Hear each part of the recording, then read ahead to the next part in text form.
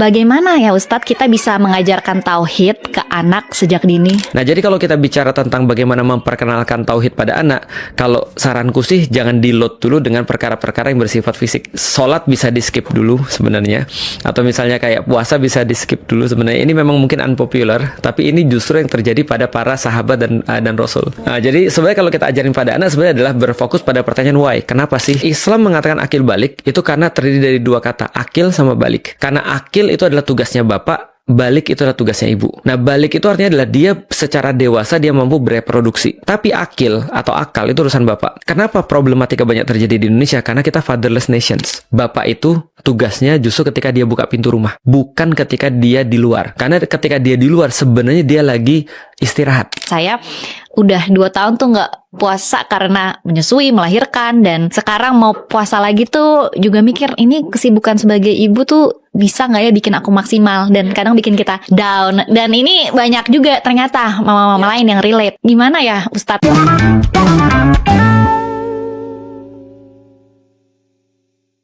Assalamualaikum, selamat datang di Boss Mama Podcast edisi spesial Ramadan, dan di sini kita membahas keterkaitan antara pembahasan Islam dan sains.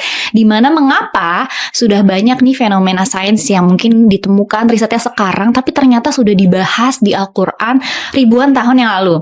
Nah, narasumber kali ini untuk mendiskusikan topik ini tuh sangat spesial ya untuk membahas ini. Selamat datang Ustadz Felix. Terima kasih Mbak. Saya yang terima kasih banyak Ustadz sudah meluangkan waktunya untuk hadir di sini dan bagi-bagi ilmu ya. Seringkali udah banyak juga dari konten-konten Ustadz yang membahas perspektif lain, tapi kali ini kita bahas dari sisi parenting kali ya Ustadz. Boleh, apapun aku ikut arahan Bos Mama. Oke, nah Ustadz ini sangat menarik ya topiknya, karena kalau di sains itu kan modern psychology itu sekarang udah menemukan bahwa manusia tuh butuh makna yang lebih dari sekedar kebahagiaan dalam hidup. Sementara kalau di Islam kita bahas ada istilahnya tauhid dan ada alasan yang lebih dalam untuk kita hidup lah ya. Iya, betul. Itu. Nah, boleh diceritakan ya, nggak ya Ustadz, apa sih definisi dari tauhid ini, dan sebenarnya kalau dari Al-Quran, iman itu tuh bagaimana sih bisa kayak merangkul perasaan manusia dan purpose kita untuk hidup gitu. Oke, aku pernah ditanya sih sebenarnya, dan aku pernah bertanya pada diriku sendiri ya.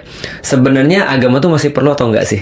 Itu aku tanya tuh pada diriku sendiri, dan itu adalah menurutku ya kebanyakan pertanyaan daripada Gen Z, karena mereka sekarang sudah mulai menyaksikan bahwasanya agama itu kalau dibatasin pada ritual aja itu kayaknya aku nggak penting.